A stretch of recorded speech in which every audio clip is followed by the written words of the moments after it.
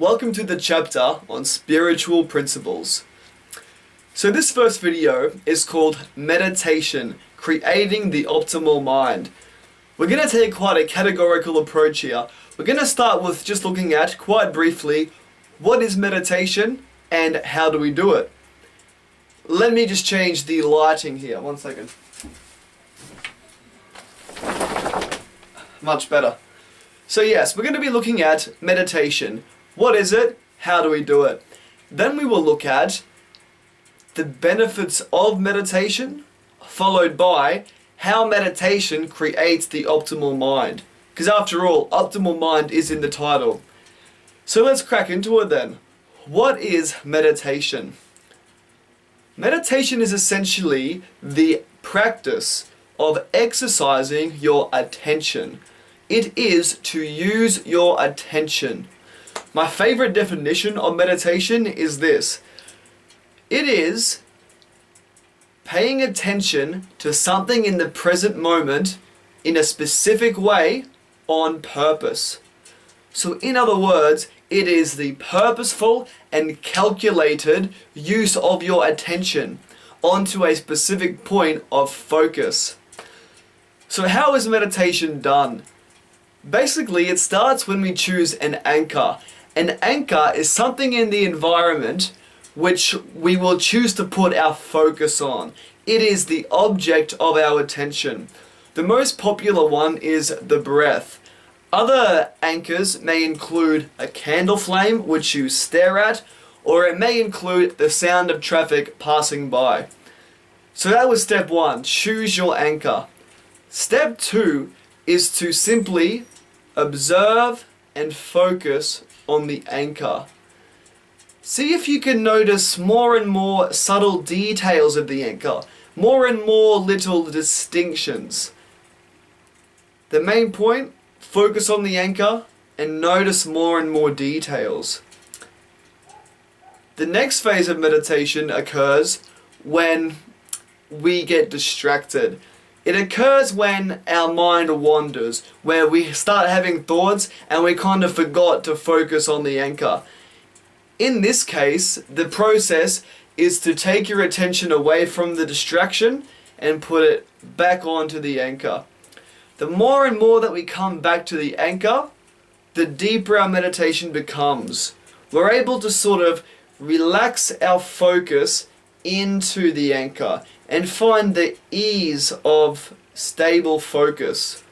But it doesn't come easily or straight away. We must work for it by continuously getting distracted, then bringing our mind back to the anchor. Now, a lot of people say that they can't meditate because they keep getting distracted or their mind always wanders. But this is a big misconception because everybody's mind wanders, either a little or a lot. So it's perfectly okay for the mind to wander. You see, the moment of victory in meditation is when you notice that your mind wandered and then bring it back. It is that noticing and bringing back of attention which is like the bicep curl for your brain. So that is basically how to meditate. Choose your anchor, focus on the anchor, and just keep bringing the focus back. And as I mentioned, looking for extra subtle details in the anchor can also help to keep your focus in place that little bit better. So now we have looked at basically what meditation is and how it's done. So let's look at the benefits of meditation. Now, I have lumped the benefits into 2 main categories. The first one is the objective brain changes that we can notice in meditation. So they're the third person objective scientific benefits to the brain. The second category is the subjective benefits, or the changes in one's state of consciousness. So let's have a little look at some of the main benefits in each of these categories. I would like to start with the subjective consciousness benefits because they are the juiciest. So when we practice meditation, it's very handy to know what capacities and skills and abilities we are developing. And I think we can lump it into 4 categories which are really great. Oh, sorry, not 4 categories, but 4 main abilities or traits that we develop in our mind and in our consciousness. They are the following. We are developing concentration, clarity, equanimity, and friendliness. Let's break it down. So the first one was we are developing concentration.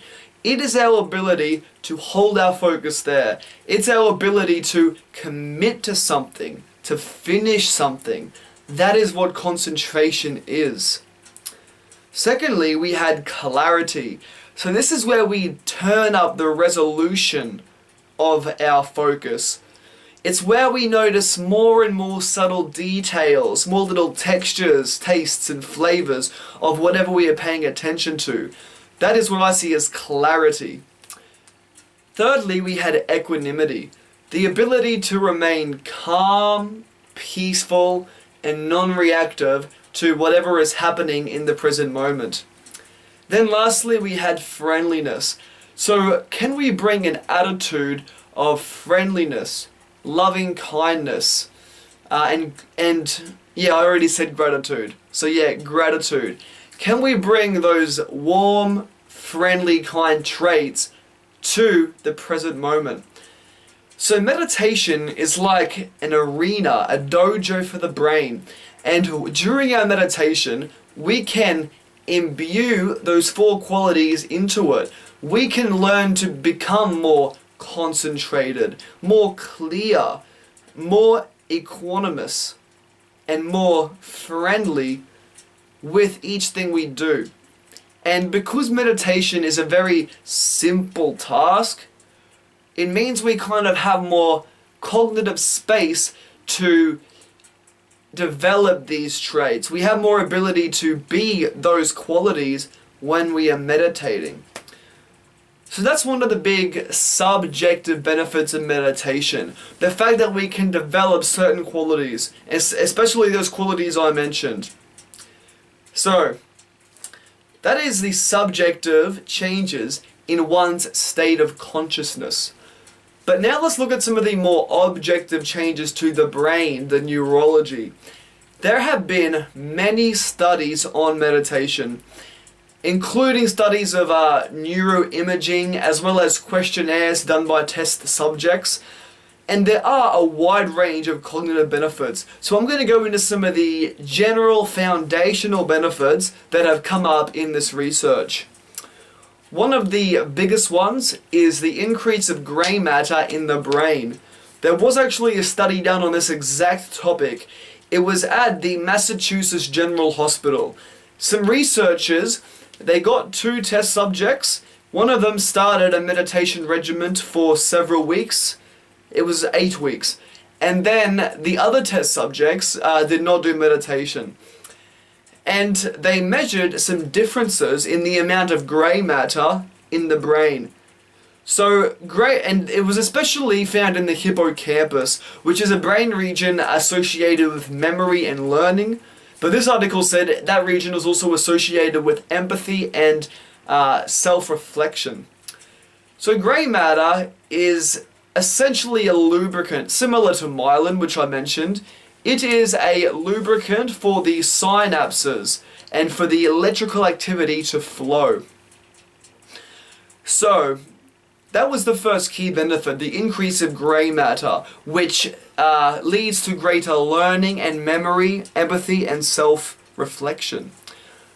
Another big benefit of meditation is increased activity in the prefrontal cortex. This has been shown in many studies, especially studies where they do neuroimaging on monks. They notice that monks have a very high amount of electrical activity in the prefrontal cortex. This is the brain region associated with self-control and self-direction. It is willpower. It is the ability to willfully do things, to think logically, to think long-term. It is essentially our personal power. To have very little prefrontal cortex activity is to be impulsive, reactive, chasing addictions, just reacting to things without direction. Whereas the prefrontal cortex is all about clarity, calmness, self-direction, self-control.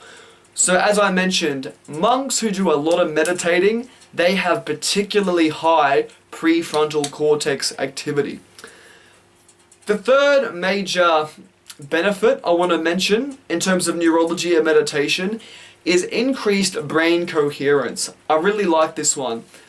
So that just means that a larger amount of the brain, let's put it this way, more and more regions of the brain are able to communicate with each other with high speed and precision.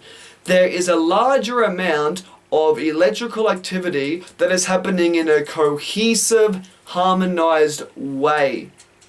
The opposite of this is to have a lack of cohesion in the brain, where things are just not firing where they should be. There is inaccurate firing, misled firing, etc. So meditation has been shown to increase brain coherence. So that's 3 of the major neurological benefits. It is increased grey matter, which helps us learn and memorize better, increased prefrontal cortex activity, so better self-direction, and increased brain coherence, which essentially just means more efficiency with the brain.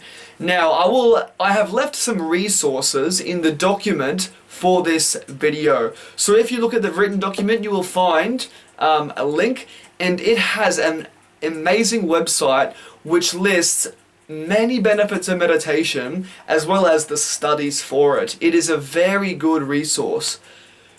So that is at the end of this chapter. Yes, we have looked at everything. So we looked at what meditation is and how to do it.